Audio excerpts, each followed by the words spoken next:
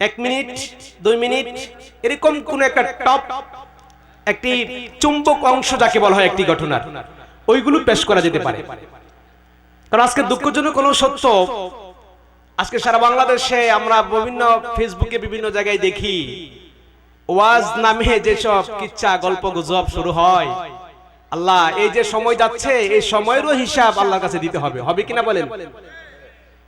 আর আমরাও না জানি কেমন হয়ে গেছি, ঘটনাগুলো একটু মজা লাগে বেশি, কোরআন হাদিসের কথাগুলো একটু মজা কম পাই। আচ্ছা, আমি যদি আপনাদেরকে বলি, ধরুন একটা জমি নিয়ে আপনার একটু ঝামেলা আছে। কি নিয়ে? জমি নিয়ে। এখন এই ঝামেলাটা দূর করার জন্য গ্রামের যারা নেতৃত্বে আছেন এদেরকে ম্যানেজ করে একটা বিচার সালিশ বসা হয়েছে, ডেট দেওয়া হয়েছে। এখন বলা হয়েছে যে আপনারা দুটো গ্রুপ আপনাদের কাগজপত্র দলিলপত্র এবং যারা বুঝনাদার আছে আপনাদের মধ্যে তাদেরকে নিয়ে আসবেন, আপনারাও নিয়ে আসবেন। এখন দুটো গ্রুপ নিয়ে আসলো, টাইম মতো বিচার শুরু হলো। বিচারক যিনি তিনি বললেন যে শুনেন, সবাই তো একসাথে কথা বলা যাবে না, আপনাদেরকে আধা ঘন্টা সময় দিব, আপনাদেরকে আধা ঘন্টা সময় দিব। আপনারা আপনাদের আধা ঘন্টার ভিতরে আপনার জমিটা যে আপনার সেটার ডকুমেন্টস সেটার দলিল আপনি পেশ করবেন। তারপরে আপনাকে সময় দেওয়া হবে এই গ্রুপকে আধা ঘন্টা, আপনি আপনার জমি যা আপনার দাবি করছেন আপনি আপনার পক্ষে আপনি দলিল পেশ করবেন। এরকম সুযোগ দেওয়ার পরে ধরেন ফার্স্ট আধা ঘন্টা একজনকে দেওয়া হলো এক গ্রুপকে, দেওয়ার পরে ওনারা যে গণ্যমান্য ব্যক্তিদেরকে নিয়ে এসেছেন বুঝনাদার, ওনারা করছেন কি একেবারে পর্চা খুলে দলিলপত্র সব খুলে বিচারককে বলছেন যে দেখেন আমার এই জমিটা সিএস পর্চাতে দাগ নাম্বার ছিল এত, এটা ভেঙে এসএ পর্চাতে দাগ নাম্বার হয়েছে এত, এটা ভেঙে আরএস পর্চাতে দাগ হয়েছে এত, এটা দলিল হচ্ছে দলিল নাম্বার এত, এত শুনে এটা দলিল হয়েছে, এরকম যা কিছু আছে উনি ডিটেইলস আধা ঘন্টার ভিতরে এগুলো বললেন। অপর পক্ষে বললে হ্যাঁ এখন আপনারা বলেন। ওনারা বলতেছে যে এই জমিটা এটা আমাদের, দলিল এই যে শুরু করছে এক কিচ্ছা যে বাবা দাদা কেমনে কিনছিল, দাদার কি হয়েছে না হয়েছে।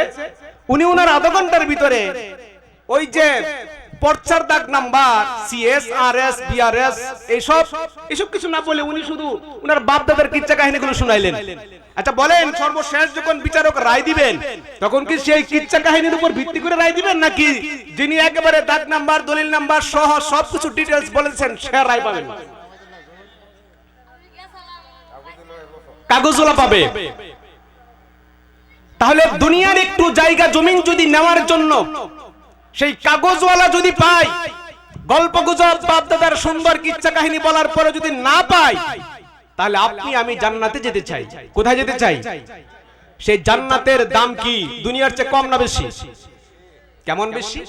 টোটাল দুনিয়াটা যদি আপনি বিক্রি করেন, টোটাল দুনিয়া, এই দুনিয়ার ভিতরে যত কিছু আছে, স্বর্ণের খনি, রূপার খনি, গ্যাসের খনি, কয়লার খনি, যা কিছু আছে এভরিথিং সবকিছু বিক্রি করলে জান্নাতের একটি ইটের অংশের সমান হবে না। সুবহানাল্লাহ। এত বড় জান্নাত আমরা কিনতে চাই, যেতে চাই, আর সেই জান্নাতের জন্য আপনি গল্প গুজব শুনবেন, এটা কি বুদ্ধিমানের কাজ? বুদ্ধিমানের কাজ।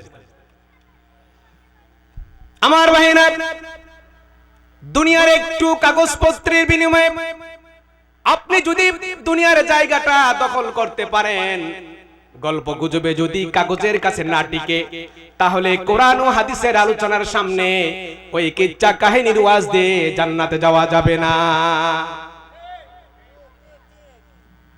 আবার সেটাও বলছি, গল্প গুজব বলা লাগে কখন? 1 ঘন্টা আলোচনার মধ্যে একটি কোরআন ও হাদিসের দলিলের পরে আরেকটু বোঝানোর জন্য একজন সাহাবীর, একজন নবীর, একজন মানুষের টপ লিস্টে 1 মিনিট 2 মিনিটে চুম্বক অংশগুলো বলে দিলে তখন একটা সাপোর্ট হয়। তাহলে আসেন, আজকে যেহেতু তাফসীরুল কোরআন, এজন্য আমরা ইনশাআল্লাহ তাফসীরুল কোরআনের কোরআন থেকে আমরা আলোচনা করব ইনশাআল্লাহ। আমি আজকে যে বিষয়ের উপর আলোচনা করার নিয়ত করেছি সেটা হচ্ছে মহাগ্রন্থ আল কোরআনের 2 নম্বর সূরা আল বাকারার 183 নম্বর আয়াত। আল্লাহ তাআলা বলছেন আমার সাথে আপনারা পড়ুন সবাই, আউযু বিল্লাহি মিনাশ শাইতানির রাজীম, বিসমিল্লাহির রাহমানির রাহিম, ইয়া আইয়ুহাল্লাযীনা আমানু কুতিবা আলাইকুমুস সিয়ামু কামা কুতিবা আলাল্লাযীনা মিন ক্বাবলিকুম লাআল্লাকুম তাত্তাকুন। সাদাকাল্লাহুল আযীম। আন আবি হুরায়রা রাদিয়াল্লাহু তাআলা আনহু قال قال رسول الله صلى الله عليه وسلم من صام رمضان إيمانا واحتسابا غفر له ما تقدم من ذنبه। সম্মানিত এলাকাবাসী, মহাগ্রন্থ আল কোরআন থেকে একটি আয়াতে কারিমা তিলাওয়াত করেছি, বিশ্বনবীর অসংখ্য হাদিস থেকে একটি হাদিস পাঠ করেছি। আসুন আমরা প্রথম এই আয়াতের অনুবাদটা জানি, অর্থটা কি, আর হাদিসের অর্থটা কি সেটা জানি, তারপর আমরা আস্তে আস্তে সামনে আলোচনা আগাই। আল্লাহ রাব্বুল আলামিন বলছেন, ইয়া আইয়ুহাল্লাযীনা আমানু, হে ঈমানদারেরা, হে বিশ্বাসীরা, যারা আমি আল্লাহকে না দেখে বিশ্বাস করেছো, যারা পরকাল কেমন দেখো নাই বিশ্বাস করেছো, যারা ফেরেশতা দেখো নাই বিশ্বাস করেছো, যারা তাকদীরের ভালো মন্দ দেখো না বিশ্বাস করো, তোমাদেরকে বলছি তোমাদের উপর রমজানের রোজাকে ফরজ করা হয়েছে যেইভাবে তোমাদের আগেরকার মানুষের উপরও রোজা ফরজ করা হয়েছিল। কেন ফরজ করা হয়েছে? লাআল্লাকুম তাত্তাকুন, আশা করা যায় এই রোজা রাখার মাধ্যমে তোমরা মুত্তাকি পরহেজগার বান্দা হতে পারবে। তাহলে বাংলা কথাটা কি বুঝতে পারছেন? যে আল্লাহ তাআলা আমাদের উপর যে রোজা ফরজ করেছেন, শুধু আমাদের উপরই ফরজ না, আমাদের পূর্বকার যারা ছিলেন সকল নবীদের উম্মতের উপরেই রোজা ফরজ ছিল। আর রোজা ফরজ করার উদ্দেশ্য হচ্ছে যাতে করে লাআল্লাকুম তাত্তাকুন, যাতে করে তোমরা মুত্তাকি হতে পারো। কি হতে পারো? মুত্তাকি হতে পারো। আরেকটা বিষয় তো বলি নেই, মাঝে মধ্যে আপনারা একটু জবাব দিয়েন, তাহলে বোঝা যায় আপনারা বুঝতেছেন। পারবেন তো ইনশাআল্লাহ? জি ইনশাআল্লাহ। এখন এই যে মাহে রমজানের রোজা আসছে, এই হয়তোবা কালকে দিন গিয়া সেহরি খাওয়া লাগতে পারে অথবা পরের দিন। এই জন্যই মূলত আমি আজকে আপনাদের সামনে রোজা সংক্রান্ত বিষয়ে কিছু কথা বলতে চাই।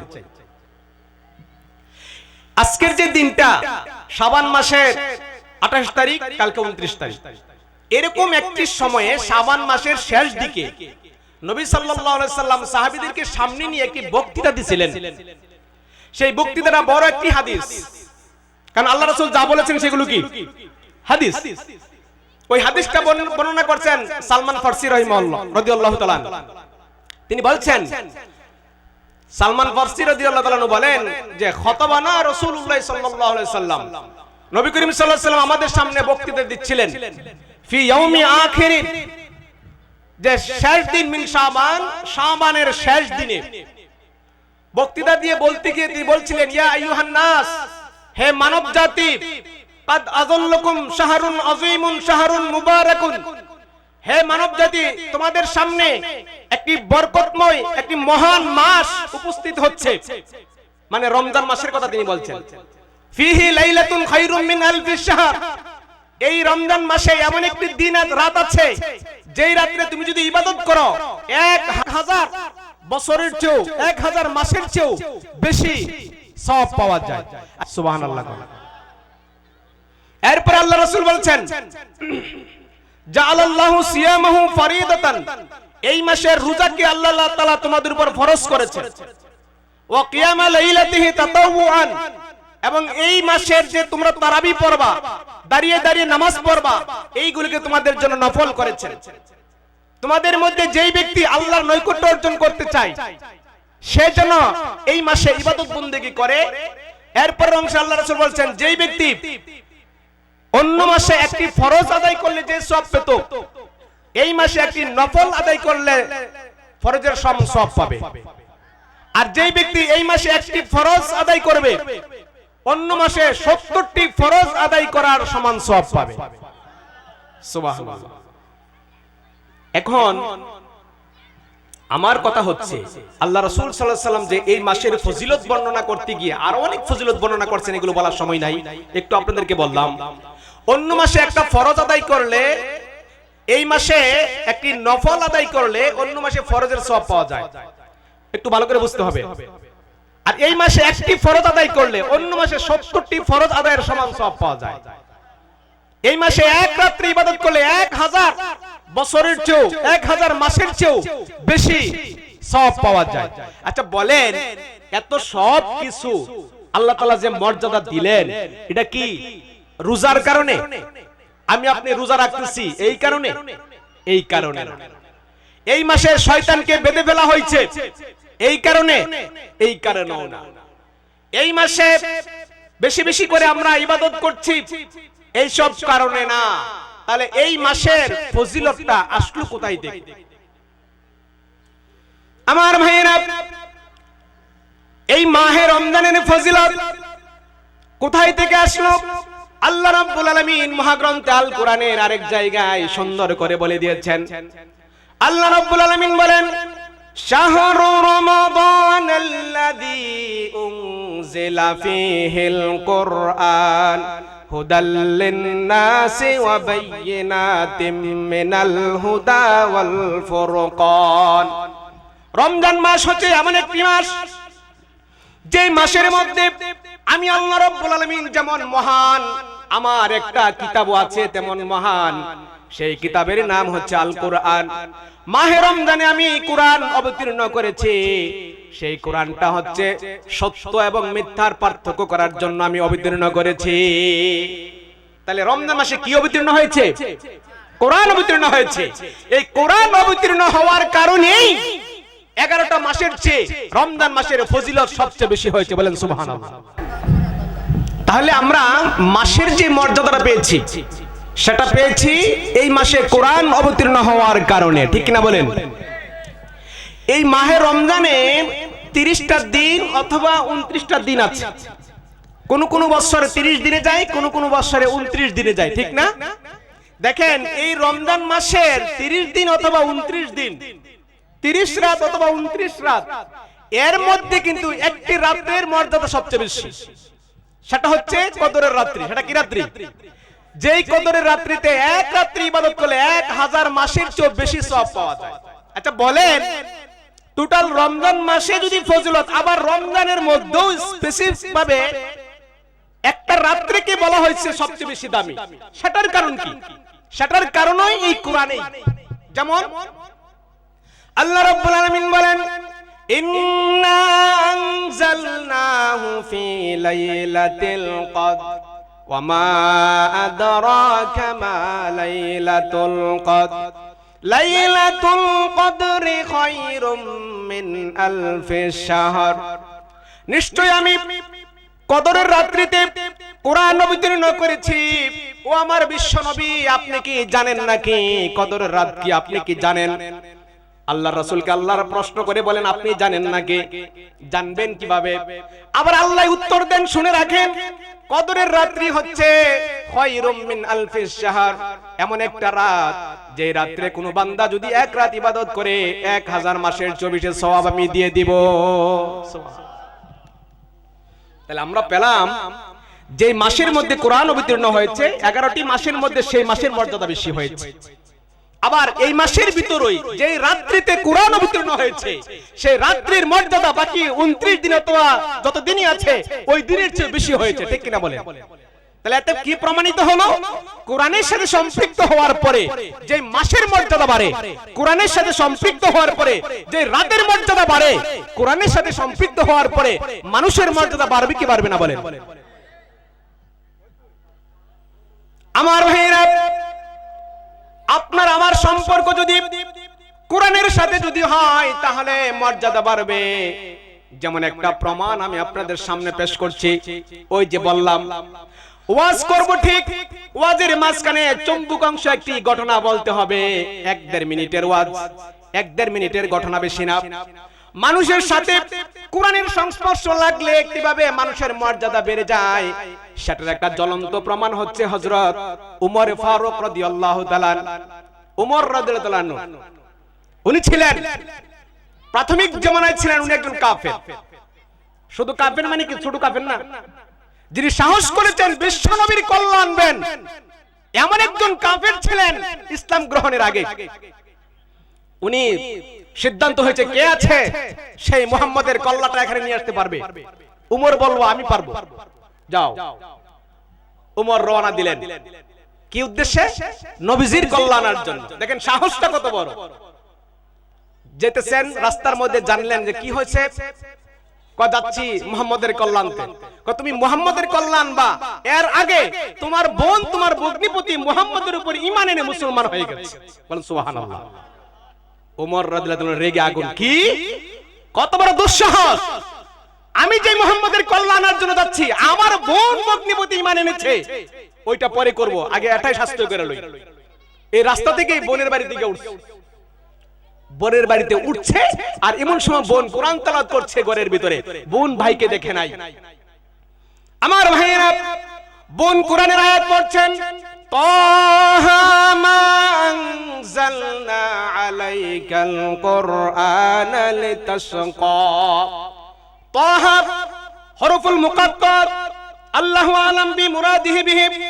এই তাহা শব্দটার কোনো অর্থ নাই, এটার অর্থ আল্লাহই ভালো জানেন।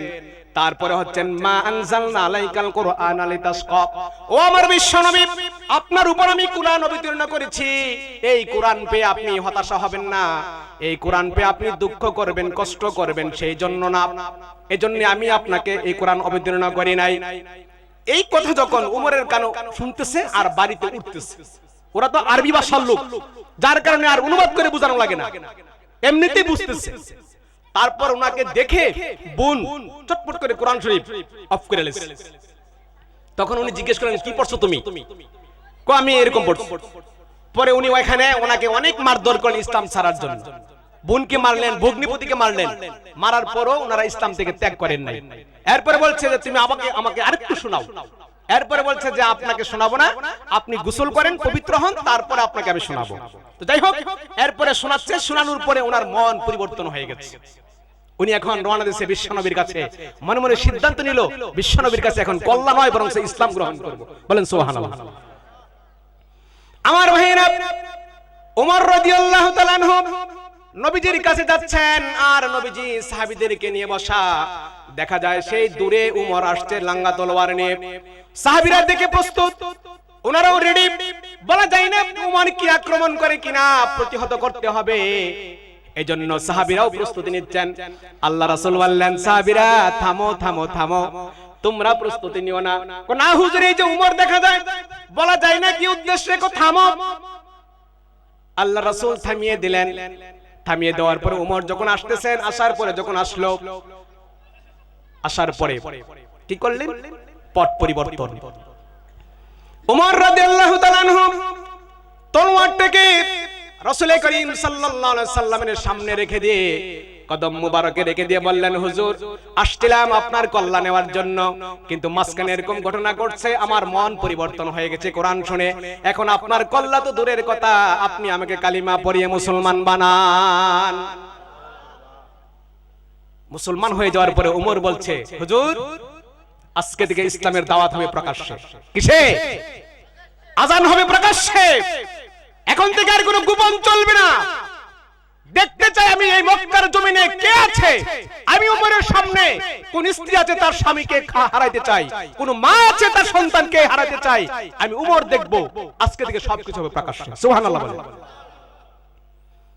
আমার ভাইরা, উমর রাদিয়াল্লাহু তাআলা আনহু কুরআনের সংস্পর্শে আসার কারণে, যে উমর একটু আগে ছিল কাফের, যে উমরের ঠিকানাটা ছিল জাহান্নামে, ওই উমর কালিমার দাওয়াত পাওয়ার কারণে, কোরআনের সংস্পর্শে আসার কারণে সেই উমর হয়ে গেছে জান্নাতি। আশারে মুবাশশারা 10 জন সাহাবীর নাম আল্লাহ রাসূল দুনিয়াতে বলে গেছেন তারা জান্নাতি।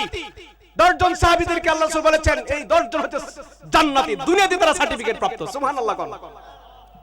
এই 10 জনের মধ্যে এক নাম্বার হচ্ছে হযরত আবু বকর সিদ্দিক রাদিয়াল্লাহু তাআলা, আর দ্বিতীয় নম্বরে যার নাম ঘোষণা করা হয়েছে তিনি হচ্ছেন হযরত উমর রাদিয়াল্লাহু তাআলা আনহু।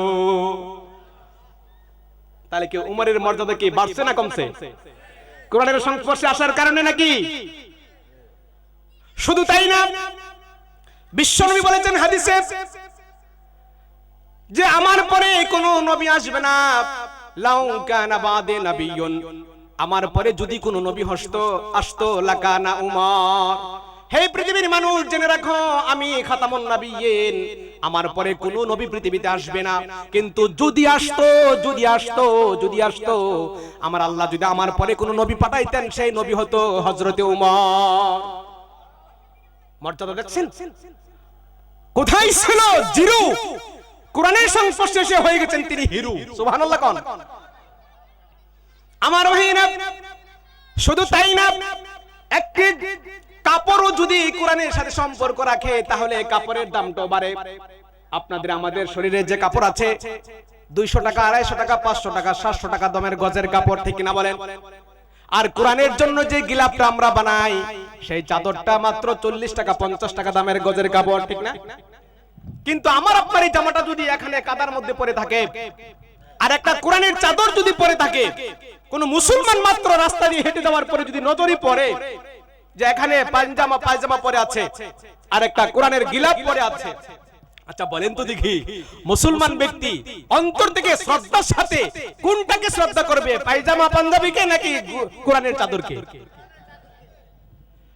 আমার ভাইরা, একটা কম দামি কাপড় আরেকটা বেশি দামি কাপড়, কিন্তু কম দামি কাপড়ের সম্পর্কটা আজীবন কোরআনের সাথে থাকার কারণে সেই 700 টাকা গজের কাপড়ের 40 টাকা দামের গজের কাপড়ের দাম বৃদ্ধি হয়ে যায়। তাহলে আমার আপনার সম্পর্ক যদি কোরআনের সাথে হয় তাহলে আল্লাহর কাছে মর্যাদা বৃদ্ধি হবে কি হবে না বলেন? আর সেই সম্পর্ক বৃদ্ধির জন্যই এই মাহে রমজান হচ্ছে একটি মুখ্যম সময়। এই মাহে রমজান হচ্ছে একটি উৎকৃষ্ট সময়। এই সময়ের ভিতরে আমরা যারা কোরআন জানি না, আমাদেরকে কোরআন জানতে হবে, ঠিক না বলেন? অনেকে আমরা এখানে আছি কোরআন শরীফ পড়তে পারি না, অনেকে আছি পড়তে পারি কিন্তু উচ্চারণ সহি না। কিন্তু হবে না, আমাকে আপনাকে এই মাহে রমজানের ভিতরেই কোরআন শিখতে হবে,